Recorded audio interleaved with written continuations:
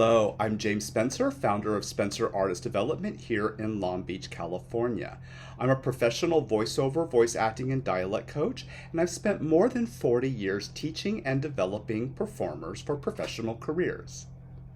I work with serious performers ages 18 and over throughout the United States via online, as well as at my beautiful, relaxed studio beachfront here in Long Beach. Today we're going to work on one of the fundamental skills of voice actors, diction and vocal clarity. You can have a beautiful voice. You can have wonderful acting ability. You can even have a great microphone. But if your words aren't clear, your performance isn't going to communicate effectively. So let's look at some of the things you can do to improve your vocal clarity. Start with vocal placement. One of the first things I teach my students is vocal placement. For clear, resonant voiceover, I generally want the sound to start in the front of the mouth, air behind the hard palate, keeping your tongue flat. If I yawn right in here, I get a nice, clean, resonant sound. Now watch what happens if I put my sound back on my throat. If I kind of talk back on my throat like this, notice it's really hard for the microphone to pick up your sound. Okay. Also, when we carry tension in our jaw, like if I kind of talk like a lot of Californians talk and just kind of keep my sound very tight, I sound muffled or I sound like I have a head cold. Sometimes a high tongue that's tight can create that kind of nasality that you sometimes hear, like specifically on the East Coast with maybe some Bostonian and New York dialects, okay? And that's usually tension in the face, okay? So we want to stay relaxed. What can help you find that is using your N's and M's and yawning. Na, nay, ni, ma, may, me, mo, moo. Notice the vibration towards the front of the face.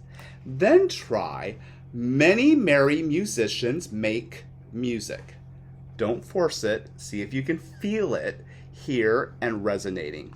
We're looking for clarity of resonance, not necessarily volume. I can still do that very quiet in the front of my mouth and it will be super clear.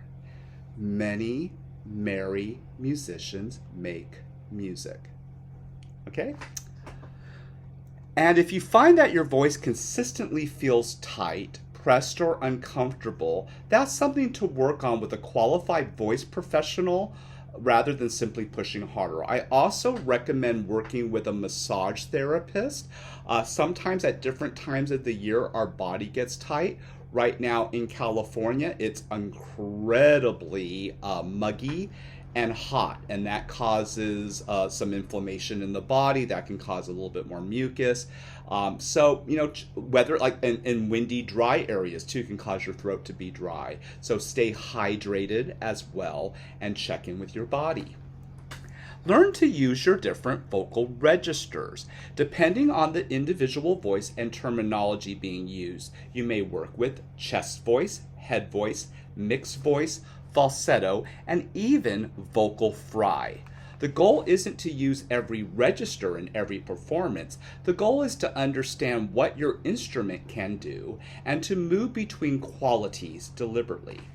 For example, a commercial may require a grounded, chest-dominated sound. A character might require a lighter head sound like this, and another person might just be very balanced between the registers. And particular characters or conventional styles may use some vocal fry. Vocal fry is kind of the scratchiness. But how do you do that without hurting your voice? And that's what a artist developer coach like myself teaches. This is where working with, again, an experienced voice acting or vocal coach can become extremely valuable to you. You want to develop control rather than simply imitating sounds. Develop your breath. Good diction also depends on good breath management. I encourage my students to develop regular breathing exercises. Gentle pranayama, which is yoga breath work. I also like Wim Hof. I like meditation. And I also like Regular exercise, be it just brisk walk, swimming, rowing, light to moderate cardiovascular exercise can help keep things moving, keep you feeling energized. Some people explore more intensive breath work as well, but you want to learn that from a qualified instructor. Never practice aggressive breath holding or hyperventilation techniques while driving, swimming, or in any situation where you may lose consciousness. For voiceover, what we really are after is efficient breathing management. You don't want to run out of air halfway through the sentence. We breathe at punctuation. For example, hello, how are you today? It would sound weird if I went, hello, how are you today? And taking breaths in between those words, it sounds strange and chopped. You want the breath to support the thought. Protect your vocal environment. Your voice doesn't exist in isolation. Pay attention to the environment where you're recording. Avoid smoking and secondhand smoke, and minimize exposures to pollutants such as dust, pollen, as much as possible. This is where an air filter in your home can be useful. If you see on my floor where the little Chester cat is, there's one of my air filters.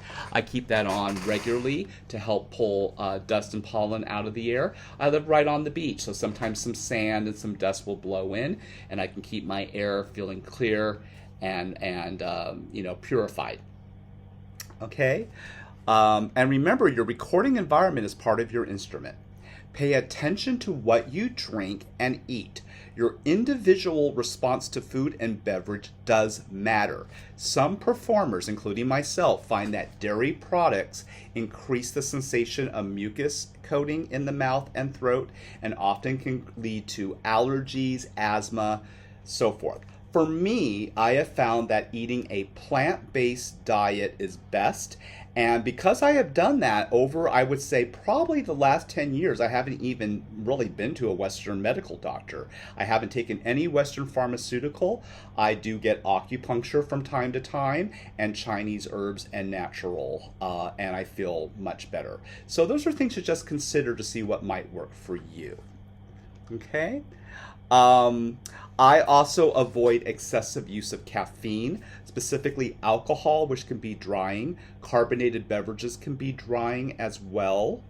And very cold beverages regularly, like meaning if you're drinking a lot of iced tea or iced coffee, things like that, milkshakes can cause restriction of the vocal cords and phlegm, and you lose flexibility of the voice. The important point is not superstition. Pay attention to what affects your voice. Practice your consonants and vowels, and here are some simple exercises. Drop your voice into O shapes, a yawning shape of all U.S. American vowels. Ah, A, E. Notice how my tongue does the work. Ah, A, E, compared to the jaw. A, E, O, U, A, E. Watch American diphthongs, English diphthongs. So, for example, I is really ah. Ah to it, but not I. See how that closes the mouth? And some dialects, you'll hear someone say night, and it goes like night. Or in California, night. And you don't hear the right vowels. So you want to work on International Phonetic Alphabet and the symbols for sound, okay? Also, alliterations can be very helpful in helping you isolate specific sounds you're having trouble with. Peter Piper picked a peck of pickled peppers, those kind of things, okay? I actually wrote a book called Wicked Alphabet that has beginning to advanced alliterations. Also, some are incredibly difficult with foreign words and very difficult vocabulary that cause tongue twisters where your voice needs to work. So isolating or getting a workbook like my Wicked Alphabet available on Amazon can really help you to develop clarity. Okay? More examples. Bright blue birds bring brilliant breezes. 6 sleek swans swam silently south. Okay, are you getting all of those? Or are you leaving off a couple of consonants? When we get a little lazy, sick, sleek, swan, swam, silently, sow. See, I missed the south, getting that TH. So watching those, okay? Practice pacing with punctuation, breathing at the comma, at the period, at the exclamation point. And be sure to keep it conversational and eventually then add your emotion into your voice. Okay? Very, very good. So place the voice forward, relax the tongue, develop your registers, strengthen your breath management, protect your vocal environment, practice your consonants and vowels, learn IPA, and most importantly, don't just pronounce the words, communicate them.